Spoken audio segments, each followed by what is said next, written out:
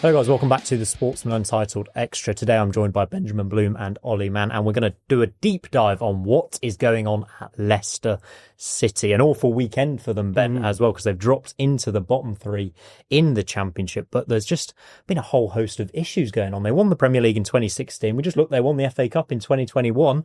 They finished fifth in the Premier League 2 seasons in a row. Now relegation to League One looks like a serious possibility.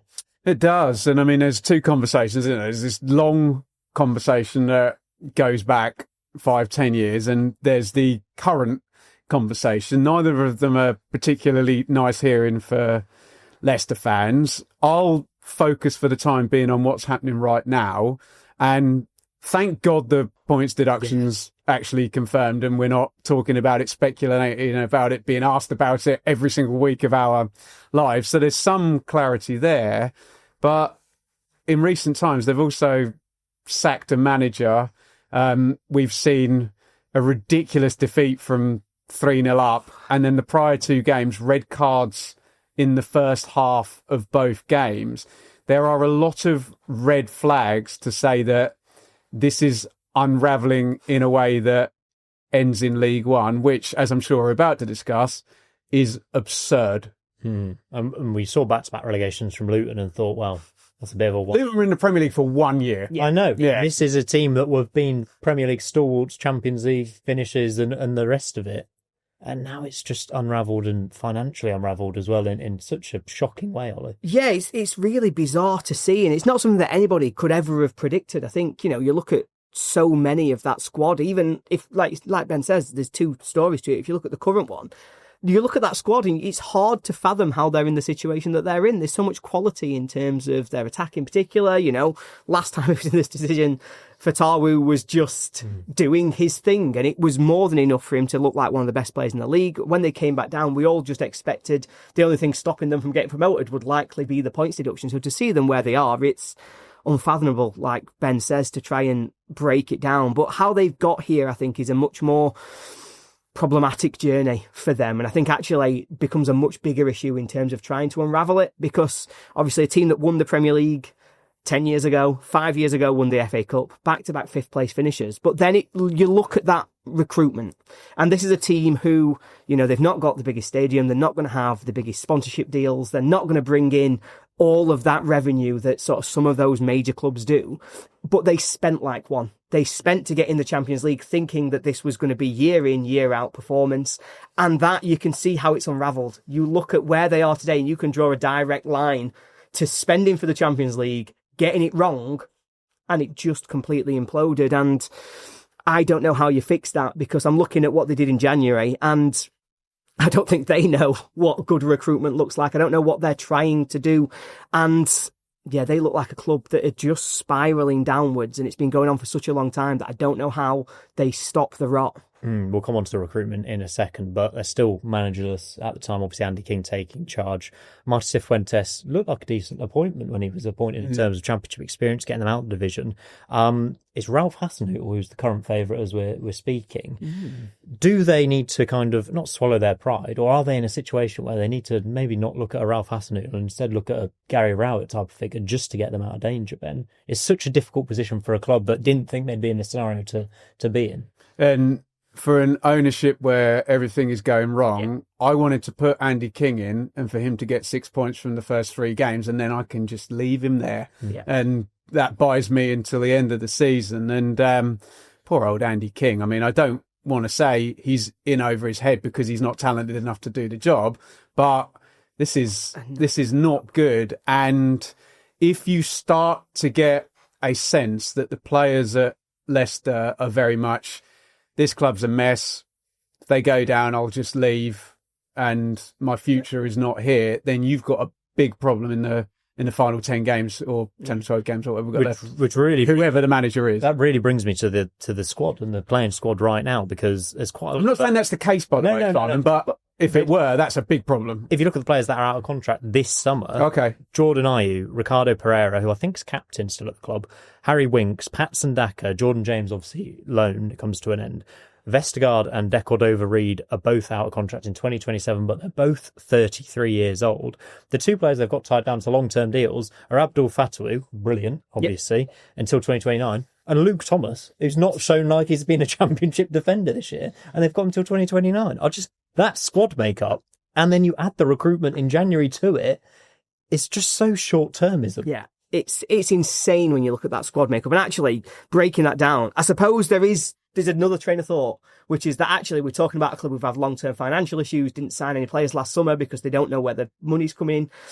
That is I can't imagine how much money that is in contracts that they lose this summer. That gives them a complete clear out, start again. We've said we don't know how they stop the rot. Well, actually, maybe the way you do that is that you clear it out, you get all the big wages off your books, you lose all of that, and you rebuild. And Ollie, if I may, you're totally right, because transfer fees, they've not actually been terrible, you know. And when you look that they banked 80 million quid for Maddison and Barnes, and I had a look, okay, Daka was a bad there's a couple, Ayoze Perez, where they're sort of 30 million £30 million signings. Yeah. But I think this is what PSR does to a club, where it's like, okay, we can get them, but we're going to spread this money out in wages, by the way, over 5 years. And if you do that with a handful of players, just got to survive and rebuild in the Championship. And Ollie, as we both know, League One, and you know well, Simon too, as fans of our clubs, is not the easiest place to do a rebuild. You don't want to rebuild in League One. It's just a nightmare of a division to try and get out of if you've not got your ducks in a row. I think we've seen teams who can spend big, can get their way through it. They can sort of generate momentum, push through. But I would not want to be rebuilding. But, you know, it all comes back around to the question of, you know, we've talked about players being out of contract and they need to rebuild the squad. We've talked about they need a manager. But I think one of the really key questions right now is, would you want to go into Leicester? If you were a manager right now, would you be saying, oh, that'd be a good job? I wouldn't look at it and think that. If you're a player, are you thinking like, oh, they'll be stable and I feel as though I can rebuild there? There might be an upside. You might say, actually, if we get this right, fantastic. I keep them up and then I can be right back towards the Premier League. But there's just as likely that you go in there, you might keep them up because you've got the quality on the pitch right now. All of that quality leaves.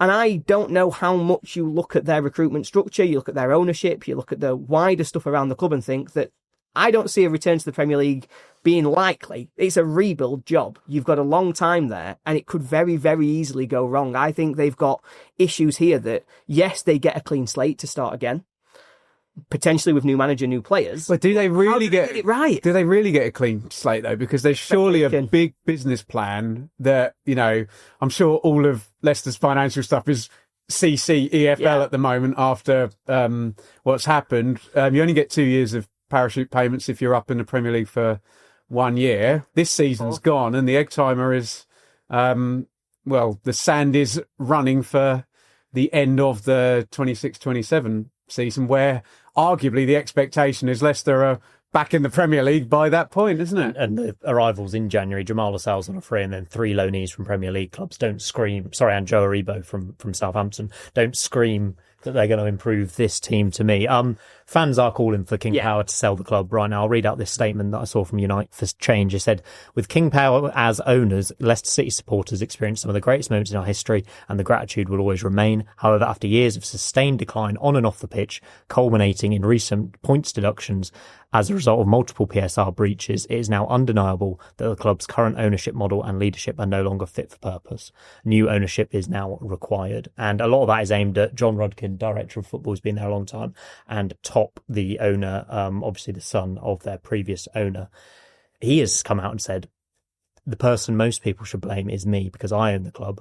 I'm the chairman. Top said that at the end of January. So he's taken responsibility for it. But it does feel like when you've had such a high, and these owners were loved, weren't they? Yeah. And the decline has just been so drastic. It does feel like maybe that's partially what they need as well, Ben. Yeah. Okay. Can they win they've either got to win the trust back or they've got to sell the club. And what does winning the trust back look like? It looks like survival, an amazing transfer window, a brilliant managerial hire, lightning in a bottle next season, and, you know, they're challenging back for promotion. But do they even need to then- do that? Do they not need to be just a stable Championship club and push in for the playoffs? I don't think that, like, to Ben's point, I don't think that wins the trust back. I don't think the fans will go, I'll tell you what, we've stabilised the they've been Championship to Wembley and won the FA They- Cup and been in Europe. There's a big expectation. They will for want to fans. be not just competing for promotion to the Premier League, but not getting relegated from the Premier League straight away when you're there. They will see this as actually the way to get that trust back from top in particular. It's part of the reason why a new ownership might actually just be the right thing for everybody. Because for Top, his position at Leicester was in the Premier League, competing at the top of the Premier League. They will only ever have dropped during his time as the director. Whereas if you get a new owner, they come in at the lowest ebb, and maybe they would then be able to stabilise in the Championship, build some, there'd still be expectation there. It still maybe wouldn't be popular originally, but they would have a little bit more patience than I think these are ever going to get. I don't think stabilised and stabilise again next season would be anywhere near enough for these owners to get the fans back on board. Absolutely. Leicester fans, let us know in the comments down below what you think of your club at the moment. Do you think you're going to stay in the Championship this season? I've said it for a fair few months. I think this is the season Leicester get relegated, just the vibes you get around the club. The one positive I would say is look at Blackburn Rovers. I know it's been one win for Michael O'Neill. It does feel slightly different if you can get that managerial appointment right, and this squad is more than good enough to stay We're going to have in the division. West Brom and Leicester, two sides we would have had duking it out if Blackburn go the right direction and Pompey go the right direction. Mad. Those will be the two left in this game of pass the parcel that nobody wants to win. Could be the three biggest teams to ever be relegated from the Championship if it's Sheffield Wednesday, West Brom and Leicester City.